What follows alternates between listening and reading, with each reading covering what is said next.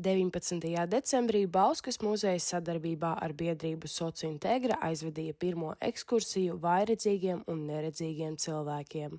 Ar muzeja pirmā stāva ekspozīciju apmeklētājus iepazīstināja mākslas nodaļas vadītāja Ieva Bronko Pastore, savukārt stāstījumu papildināja muzeja direktors Aigars Urtāns.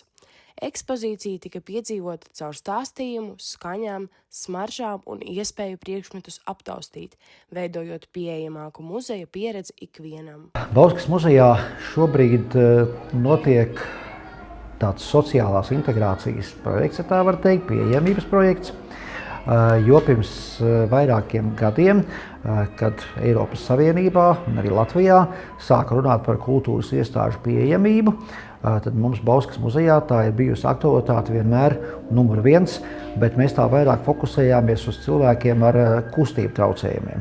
Bet kolēģi, mākslas nodaļas vadītāji bija vienos kursos, kur runāja par sociālo pieejamību ne tikai cilvēkiem ar kustību traucējumiem, bet arī ar dažādiem funkcionālās veselības traucējumiem, redzes traucējumiem, dzirdes traucējumiem, garīgās veselības un tā tālāk. Šajos semināros es sapratu, ka cilvēka kustību traucējumi tā ir tikai viena grupa, bet ir cilvēki tātad neredzīgi, vājredzīgi, ir nedzirdīgi cilvēki, ir cilvēki tātad ar garīga rakstura attīstības traucējumiem.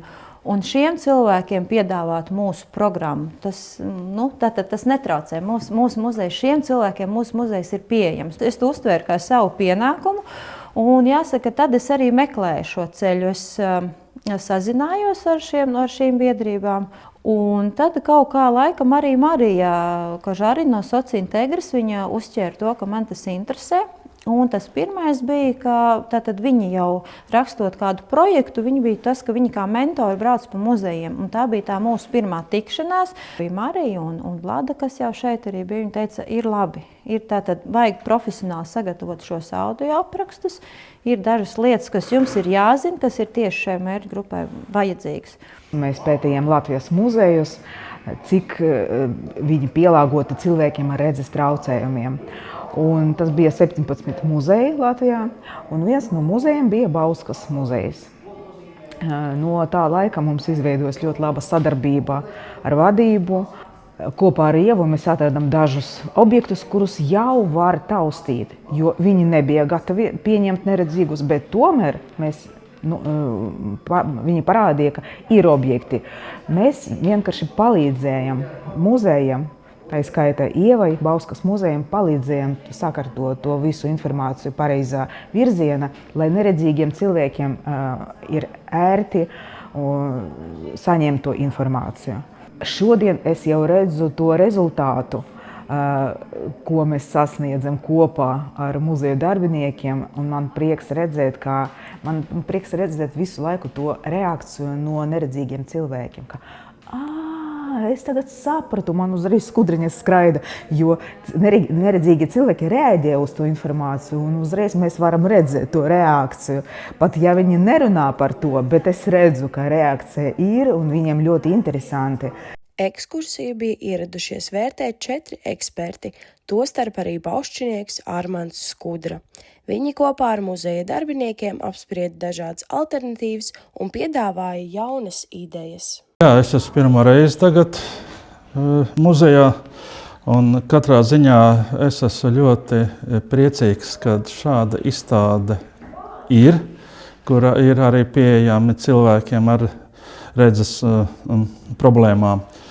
Man gribētos varbūt vairāk, ja būtu iespēja vairāk aptaustīt izstādes priekšmetus, jo tagad tikai, var teikt, audiāli pārsvarā mēs guvām informāciju par to, kas šeit ir izlikts.